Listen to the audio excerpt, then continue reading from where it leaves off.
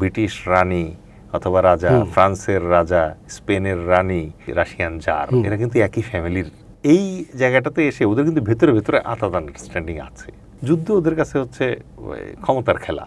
রাশিয়ার বিরুদ্ধে ন্যাটো এখন যুদ্ধ যদি শুরু করে, ফুল স্কেল যুদ্ধ শুরু করলো মনে করেন, লাভ কি? রাশিয়ার হারাতে পারবে না। ন্যাটোর পুরো বাহিনী মিলে রাশিয়া এখন অনেকটা দুর্বল হয়ে গেছে, অনেকটা ক্ষয় হয়ে গেছে। যত দুর্বলই হোক, রাশিয়া আজ পর্যন্ত তো হারে নাই কারো কাছে। ইউক্রেন যুদ্ধকে কেন্দ্র করে ন্যাটো রাশিয়া কি যুদ্ধ বেঁধে যেতে পারে বলে আপনি মনে করেন? যেহেতু এখন বিভিন্ন ফ্রন্টে নতুন নতুন আমরা সংঘর্ষ, সংঘাত, যুদ্ধ দেখতে পাচ্ছি, এটা আপনি কি মনে করেন একজন সমরবিদ বলা চলে, বা আপনি সামরিক বাহিনীতে ছিলেন, সেই চিন্তা থেকে যদি বলেন? সম্ভাবনা কম। আর কয়েকদিন পরে শীত আসবে। ইউরোপের কিন্তু ওই যে শীতের সময় যে হিটার সিস্টেম আছে, এটা অনেকটাই মনে করেন রাশিয়ান গ্যাসের উপর ডিপেন্ড করে। তো ইউক্রেনে রাশিয়া যে যুদ্ধ করতেছে, সে তো এখানে লিমিটেড স্কেলে আগাচ্ছে, অ্যাটম বোম মারতেছে না। সুতরাং এই জায়গায় ওদের ভেতরে ভেতরে আঁতাত আছে। আপনি একটা জিনিস অলওয়েজ মাথায় রেখেন, রাশিয়া কিন্তু অলওয়েজ ইউরোপের সাথে একসাথেই ছিল। একটা সময় যখন ব্রিটিশ রানী অথবা রাজা, ফ্রান্সের রাজা, স্পেনের রানী, আর হচ্ছে ওই রাশিয়ান জার, এরা কিন্তু একই ফ্যামিলির থেকে আস্তে আস্তে গেছে। এটা অন্য আরেকদিনই গল্পটা বলবো না। তো এই জায়গাটাতে এসে ওদের কিন্তু ভেতরে ভেতরে আলাদা আন্ডারস্ট্যান্ডিং আছে। ঠিক আছে, যুদ্ধ ওদের কাছে হচ্ছে ক্ষমতার খেলা। ঠিক আছে, রাশিয়ার বিরুদ্ধে ন্যাটো এখন যুদ্ধ যদি শুরু করে, ফুল স্কেল যুদ্ধ শুরু করলো মনে করেন, লাভ কি? রাশিয়ার হারাতে পারবে না তো। ন্যাটোর পুরো বাহিনী মিলে রাশিয়া এখন অনেকটা দুর্বল হয়ে গেছে, অনেকটা ক্ষয় হয়ে গেছে। যত দুর্বলই হোক, রাশিয়া আজ পর্যন্ত তো হারে নাই কারো কাছে। আপনি ইতিহাস তো মানে মাথায় রাখতে হবে। রাইট। এই জানুয়ারি ফেব্রুয়ারি মাস আসলে পরে রাশিয়াতে আপনি মানে কিছুই করতে পারবেন না। নেপোলিয়ন ট্রাই করছে, পারে নাই। হিটলার ট্রাই করছে অপারেশন বারবারোসা দিয়ে, পারে নাই। সুতরাং রাশিয়া অজেয়, আফগানিস্তান অজেয়, বাংলাদেশ অজেয়, সুইজারল্যান্ড অজেয়, ইরান অজেয়। এই কয়েকটা রাষ্ট্র আল্লাহ বিশেষ রহমত দিয়ে পাঠাইছে। এর মধ্যে কি বাংলাদেশের নাম আছে? অফকোর্স বাংলাদেশের নাম আছে। বাংলাদেশ মানে কবে মনে করেন যে কে দখল করে রাখতে পারছিল? আমরা যে পশ্চিম পাকিস্তানের সাথে পূর্ব পাকিস্তান হিসেবে ছিলাম, এটা তো আমাদের সিদ্ধান্তে আমরা গেছি। লাহোর রেজলিউশন তো দিছে আমাদের শেরে বাংলা একে ফজলুল হক, বুঝেন না? এটা আমরা চাইছি মুসলমান রাষ্ট্র হিসেবে আলাদা। যদিও লাহোর রেজলিউশনে কিন্তু বলা ছিল যে মুসলমান এবং হিন্দুদের সংখ্যাগরিষ্ঠ এলাকা নিয়ে পৃথক রাষ্ট্র সমূহ তৈরি হবে। এই সমূহ শব্দটা কেটে দিছে, কেটে দিয়ে বলছে দুইটা রাষ্ট্র হবে। দুইটা রাষ্ট্র কিন্তু হওয়ার কথা ছিল না। কথা ছিল যে বাংলাদেশে এই মুসলমানদের সংখ্যাগরিষ্ঠতা নিয়ে আলাদা রাষ্ট্রই হবে। কিন্তু পরবর্তীতে হঠাৎ করে মানে এই জিনিসটা চেঞ্জ হয়েছে। এটা this is a politics, part of politics. এবং এই জন্য বাংলাদেশকে আপনি যেটা বললেন, বাংলাদেশ বিশেষ মানে আল্লাহর রহমত প্রাপ্ত একটা দেশ।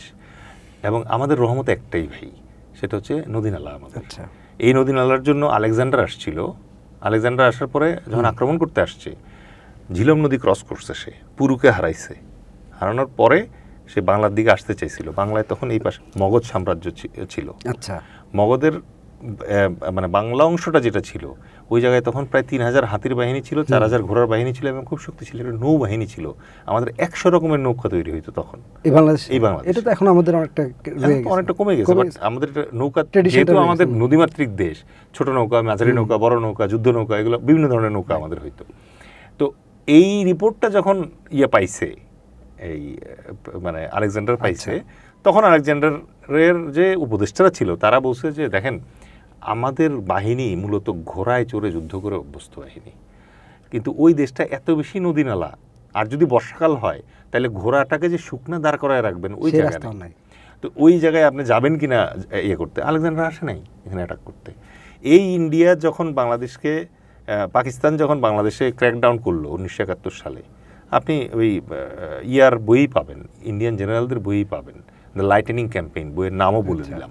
ওই বইয়ের ভিতরেই বলা আছে, এই জেনারেল স্যাম মানেকশো আছে না, মানেকশোকে কিন্তু মার্চ মাসে ইন্দিরা গান্ধী বলছিল যে মানেকশো তুমি অ্যাটাক করো, অ্যাটাক করে বাংলাদেশ স্বাধীন করে ফেলো।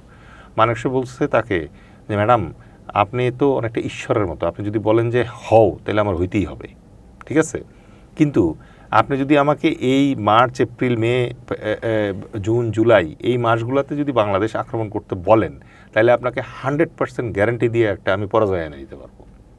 তো বললো তুমি এটা কী বলো? সে ইন্দিরা গান্ধী রেগে গেছে, বললো হ্যাঁ, কারণ আপনি ওই দেশটার বৈশিষ্ট্যটা বুঝেন না।